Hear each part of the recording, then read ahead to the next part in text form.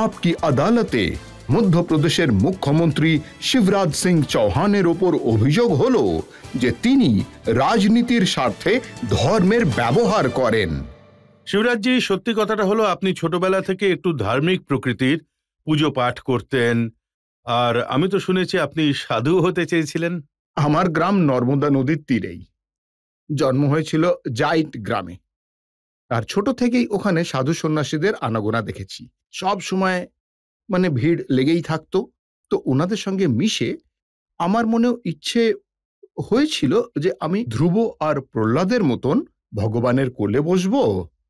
আর এর জন্য আমি অনেকবার চেষ্টাও করতাম, নর্মদা নদীর পাড়ে বসে ভগবানের ভক্তি করার, ধ্যান করার, প্রার্থনা করার, যাতে ভগবান আমাকেও কোলে বসিয়ে দেন। তো আধ্যাত্মিক আর ধর্মের প্রতি টান এই সংস্কার থেকেই এসেছে। আর আমি অনেক চেষ্টা করেছিলাম, কিন্তু ওতে কোনো পথ খুঁজে পাইনি। ছোট থেকেই আমি গীতা পড়েছি। গীতা পড়ার ফলে আমার মনে একটা ধারণা তৈরি হয় যে জীবন শুধু পেট ভরানোর জন্য নয়, মানব জীবন সফল আর সার্থক করে তুলতে হবে। আর সেই সময় স্বামী বিবেকানন্দের লেখা বই আমার হাতে আসে, একদম ছোটবেলাতেই, যখন ষষ্ঠ সপ্তম শ্রেণীতে পড়তাম। আর আজ তার কিছু পংক্তি আজও আমায় প্রেরণা দেয়, সেটা আমি শেয়ার করতে চাইব আপনাদের সাথে। স্বামীজি বলেন, আপনি কেবল 3.5 হাতের হাড় মাংসের পুতুল নন, আপনি ঈশ্বরের অংশ, অমৃতের পুত্র, অমর আনন্দের ভাগীদার, অসীম শক্তির ভান্ডার, শক্তিধর। এই বিশ্বে এমন কোনো কাজ নেই যেটা আপনি করতে পারবেন না। আমিও সেই সংকল্প করে ফেলি, কিছু না কিছু করতেই হবে সফল আর সার্থক করে তোলার জন্য। আপনি যখন কিছু করার চেষ্টা করেন, ক্লাস 7-এ যখন আপনি নেতাগিরি দেখানোর চেষ্টা করেন, আপনার কাকা আপনাকে খুব মেরেছিল। আপনার কাছে একদম সঠিক তথ্য রয়েছে, আপনার কাছে খুব গভীর গভীর খবর থাকে দেখছি।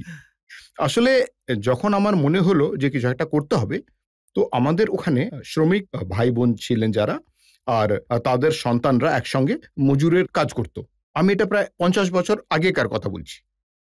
তাদের দিয়ে প্রচুর পরিশ্রম করানো হতো, আর তার বদলে কিছু টাকা পয়সাও দিত না, বরঞ্চ একটা বাটিতে শস্য মেপে দেওয়া হতো, আর সেটাকে আমরা পাইয়ার কোড়া বলতাম। তো তাদের 2.5 কৌটো মাপ করে দেওয়া হতো। আমার মনে হয়েছিল এই 2.5 কৌটো সকাল থেকে রাত অবধি কাজ করার পারিশ্রমিক হিসেবে খুবই কম। একদিন আমি গ্রামের মন্দিরে সমস্ত শ্রমিকদের একজোট করলাম, বয়স কম ছিল, কেউ এসেছিল কেউ আসেনি। আর তারপর আমি তাদের বলি, দেখো এই 2.5 কৌটো পারিশ্রমিক অনেকটা কম। ওরা বলে, ভাই এতে আমরা কি করতে পারি? আমি বলি, আন্দোলন করতে হবে, কাজ বন্ধ করতে হবে, কৃষকরা খেতে কাজ করতে যাবে না, তাহলে ওরা পারিশ্রমিক বাড়াবে। ওরা বলে, এমনটা হতে পারবে কি?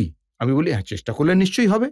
কি করা যায়? আমি বলি, মিছিল বের করতে হবে। সেই সময় তো গ্রামে বিদ্যুৎ ছিল না, সেই জন্য আমরা পেট্রোম্যাক্স জ্বালাই, সেই গ্যাস বাতিগুলো হয় না, তাই একজন শ্রমিক তা মাথায় বসিয়ে নেয়, আমি তার সঙ্গে দাঁড়িয়ে পড়ি, আর তারপর আর বাকি লোক আমার পেছনে রইল। আমাদের দাবি ছিল 2.5 কৌটো নয়, 5 কৌটো চাই, নয়তো আমরা কাজ বন্ধ করে দেব। কিন্তু যখনই সেই মিছিল আমার বাড়ির দোরগড়ায় গিয়ে পৌঁছয়, আমার কাকা লাঠি নিয়ে বেরিয়ে আসেন আর বলেন, আয় আমি পারিশ্রমিক 5 কৌটো দিচ্ছি। যখনই তিনি লাঠি হাতে তোলেন, বাকি সবাই দৌড়ে তো পালিয়ে যায়, আমি একা ধরা পড়ে যাই। আর তারপর যা ধোলাই হয়েছিল আমার এখনো মনে আছে। কিন্তু আপনার ধর্মের প্রতি যে বিশ্বাস ছিল তা এখনো বদলায়নি। আমরা এখনো দেখি আপনি মন্দিরে যান, ভজন গাইতে দেখি, করতাল বাজাতে দেখি। নিশ্চিতভাবেই ভারত খুব প্রাচীন আর বিশাল রাষ্ট্র। আমাদের জীবনের ভিত্তি আমাদের পরম্পরা, আমাদের সংস্কৃতি, যেটা আমরা উত্তরাধিকার সূত্রে পেয়েছি। আর সেই উত্তরাধিকারকে এগিয়ে নিয়ে যাওয়া, যার সম্পূর্ণভাবে বিশ্বাস রাখা, তাতে শ্রদ্ধার চোখে দেখা। আর সত্যি এটা আমার স্বভাবের মধ্যেই রয়েছে, কিন্তু এটা আমার রীতিতে রয়েছে। আর তাছাড়া যখন আমি সুযোগ পাই, সোজা মন্দিরে পৌঁছে যাই। এমন কিছু ভিডিও আমার কাছে আছে যাতে আপনি মন্দির পৌঁছে কিভাবে সেখানে ভজন গেয়েছেন, আনন্দে আত্মহারা হয়ে গেছেন, সেটা আমি জনতাকে একটু দেখাতে চাই।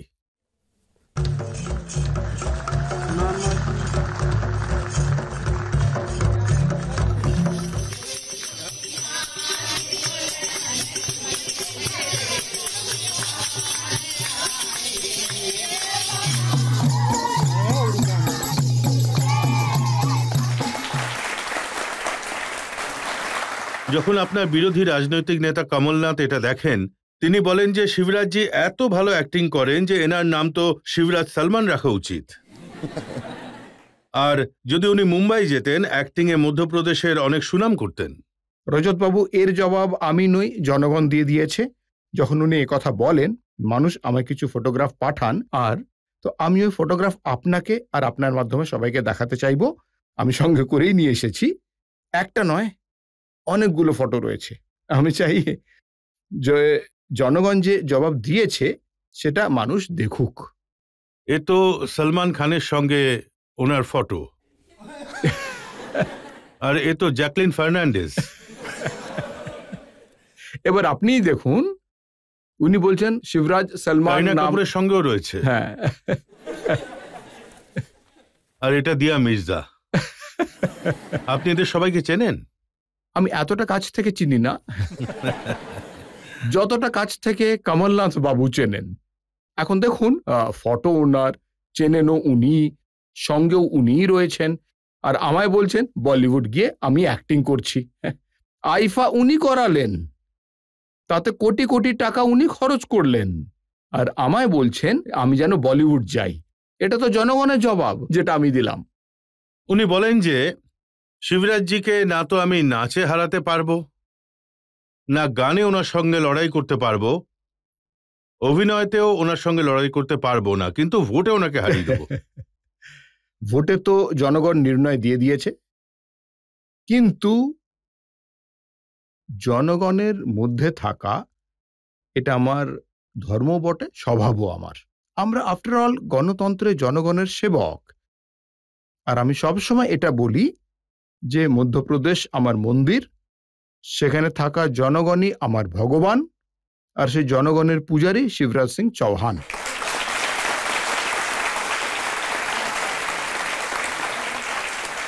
তো আমি জনগণের মধ্যে থাকার কোনো সুযোগ ছাড়ি না একদম। অনুষ্ঠান হোক বা না হোক, ধর্মীয় আয়োজন হোক বা কোনো উৎসব হোক, আমি জনগণের মধ্যে থাকি, জনগণের মধ্যে নাচি, গানও গাই, আর তাদের আলিঙ্গনও করি। কিন্তু যে ভজন কীর্তন আপনি করেন, ভগবানের নাম যে নেন, সেই ব্যাপারে কংগ্রেস সবসময় বলে যে আপনি ধর্মকে ব্যবহার করছেন রাজনৈতিক সুবিধা নেওয়ার জন্য, হিন্দুত্বের নামে আপনি ভোট জড়ো করছেন। দেখুন, হিন্দুত্ব কি জিনিস সেটা আমাদের বিরোধী বন্ধুরা জানুক। একম সৎ বিপ্রা বহুধা বেদান্তি হলো হিন্দুত্ব, আত্মবৎ সর্বভূতেষু হলো হিন্দুত্ব। अयम नीच पारो वेद विरगना लघु চেতাসম উদার চরিতানং তুস বসুদেব কুটুম্বকম। গোটা বিশ্ব একটা পরিবার, এটাই হিন্দুত্ব। সবাইকে নিজের মতো করে দেখা, এটাই হিন্দুত্ব। বাঁচো এবং বাঁচতে দাও, এটাই হলো হিন্দুত্ব। ধর্মের জয় মানে ভালো মানুষের জয় হোক, অধর্মের নাশ মানে খারাপ মানুষ শেষ হোক, প্রাণীদের মধ্যে সদ্ভাব হোক, আর গোটা বিশ্বের কল্যাণ হোক। বিশ্বের কল্যাণ হোক, এটাই তো হলো হিন্দুত্ব। সর্বে ভবন্তু সুখীন, এটা হলো হিন্দুত্ব। সর্বে সন্তু নিরাময়া, এটা হিন্দুত্ব। সর্বে ভদ্রাণী পশ্যন্ত, এটা হিন্দুত্ব। মা কশ্চিৎ দুঃখ ভাগ্য ভবেত, এটা হিন্দুত্ব। আর এই হিন্দুত্ব নিয়ে আমার গর্ব হয়। কিন্তু আজকাল আপনার কি মনে হয় না যে মধ্যপ্রদেশে কংগ্রেসের নেতারা আপনার হিন্দুত্বে এন্ট্রি নেওয়ার চেষ্টা করছে? প্রথমবার আমি দেখলাম যে কংগ্রেসের যত কার্যালয় রয়েছে সেখানে কমলনাথ হনুমান চালিসা পাঠ করিয়েছেন। আমাদের কাছে, ভারতীয় জনতা পার্টির কাছেও এই হিন্দুত্ব, এই ধর্ম কখনোই ভোটের ইস্যু ছিল না। এই বিশ্বাসের ব্যাপার, এটা শ্রদ্ধার ব্যাপার। কিন্তু কংগ্রেস তো প্রথমে হিন্দুদের নাম শুনলেই জ্বলে উঠত। হিন্দু বলা মানে সেটা সংক্রমণ, সাম্প্রদায়িক। নাম নেওয়া যাবে না। কেউ কেউ তো রামকে কাল্পনিক বলতো, ওখানে টয়লেট বানিয়ে দিন, হাসপাতাল বানিয়ে দিন, এইসব কথা বলতো। কিন্তু আমাদের প্রধানমন্ত্রী শ্রী নরেন্দ্র মোদী বাবুকে অভিনন্দন জানাবো। ভারতের পরম্পরা, জীবনের ভিত্তি, সংস্কৃতি, রীতিনীতি, রাম, কৃষ্ণ, শিব, উনি এমন মোড় ঘোরালেন, এখন এদের মনে হচ্ছে এসব ছাড়ার কাজই হবে না, আর ভোটেতেও হবে না। তো এরা ভোটের সময় হিন্দু হওয়ার চেষ্টা করছে। যারা রামকে কাল্পনিক বলতো তারাই কপালে তিলক কেটে জয় সিয়ারাম, জয় সিয়ারাম, জয় রাম, রাম রাম বলছে, তো হনুমান চালিসা পাঠ করছে। সংকট কাটে মিটে সব পীরা, जो सुने रे हनुमत बलबीरा। এখন ওরাই সবচেয়ে বড় হনুমান ভক্ত। কার্যালয়ে হনুমানজির পাঠ করানো হচ্ছে। এটা তো চমৎকার ব্যাপার যে মোদীবাবু তাদের দেশের মূল ধারায় আসতে রীতিমতো বাধ্য করে দিয়েছেন উনি। কিন্তু ওনারা তো মানুষকে বলেন যে ছিনওয়াড়াতে হনুমানের, বজরংবলীর 110 ফুট উঁচু মূর্তি বসিয়েছেন।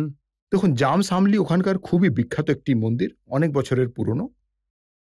তো প্রথমে বলতো ওরাই সব তৈরি করেছে। আমি তখন বলি, তাহলে লাল কেল্লার কুতুব মিনারও হয়তো আপনারাই বানিয়েছেন। প্রথমে মন্দির আর তারপরে প্রতিমা, ভালোই তো, তাই না?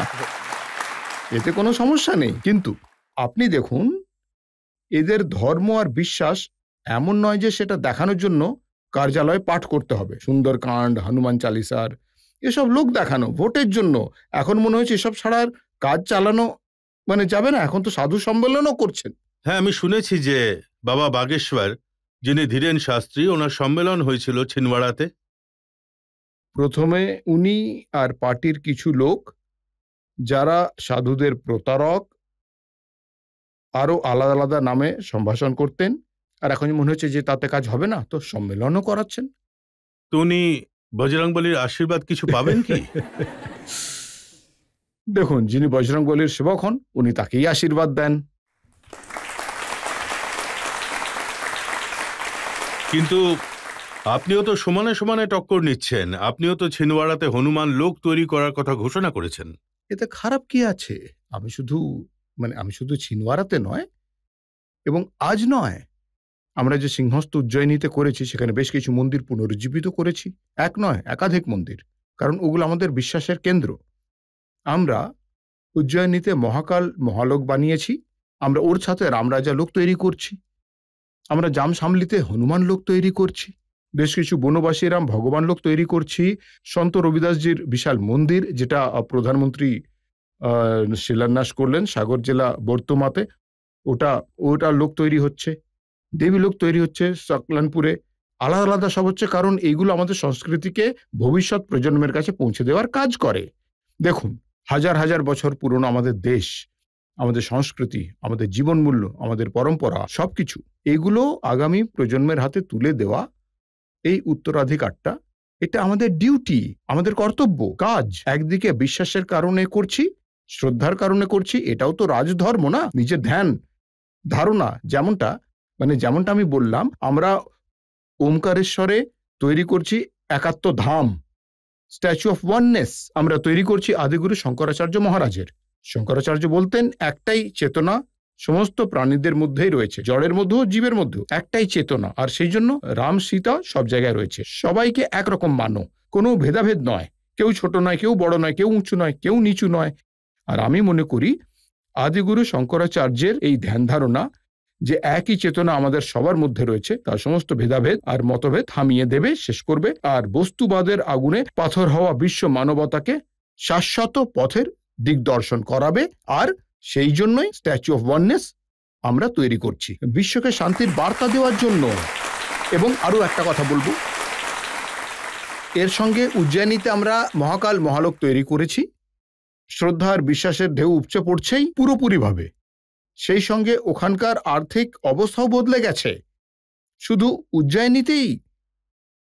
উজ্জয়িনীতেই শ্রাবণ মাসে প্রায় 2 কোটি মানুষ মহাকাল মহারাজের দর্শন করতে আসেন। 2 কোটি মানুষ। উজ্জয়িনী বদলে গেছে। শত শত হোমস্টে, হোটেল, রিসর্ট, আলাদা আলাদা রিক্সাওয়ালাদের রিক্সা চলছে, ট্যাক্সিওয়ালাদের ট্যাক্সি চলছে, হোটেলওয়ালার হোটেল চলছে, কেউ ফুলমালা বিক্রি করছেন, কেউ প্রসাদ বিক্রি করছেন। শুধু উজ্জয়িনীতেই 100 কোটি টাকার দান 10 মাসে এসে গেছে।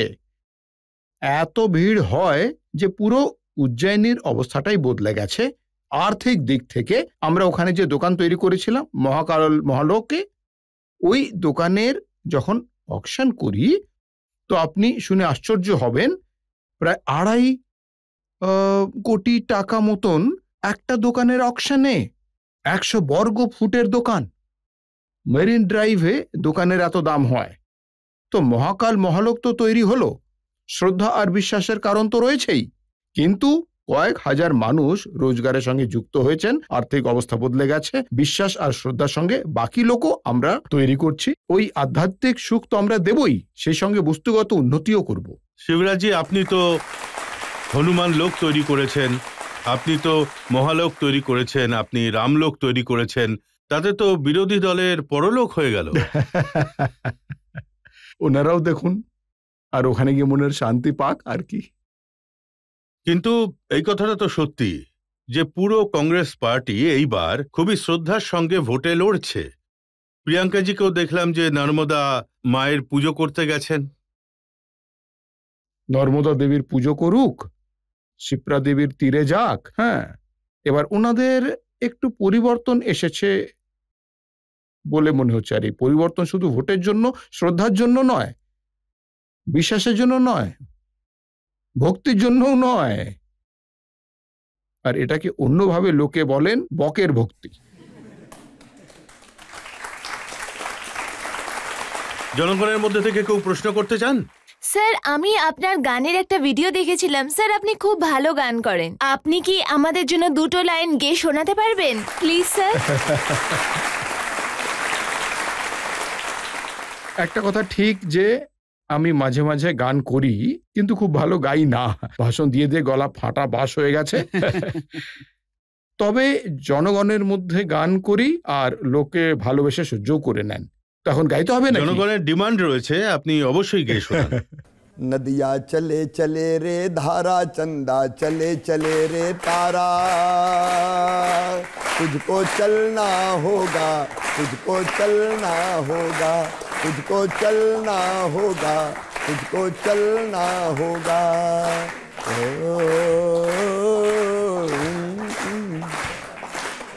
जीवन कहीं भी ठहरता नहीं है, जीवन कहीं भी ठहरता नहीं है, आंधी से तूफान से डरता नहीं है, तू न चलेगा तो चल देंगी राहें,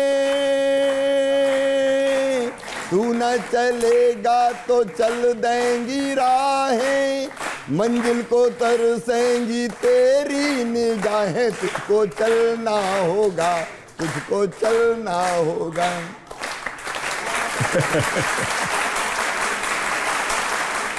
ধন্যবাদ। দেখুন শিবরাজজি, ভোটের সময়, এখন তো আপনাকে চলতেই হবে। না, আমার সঙ্গে জনগণও চলছেন।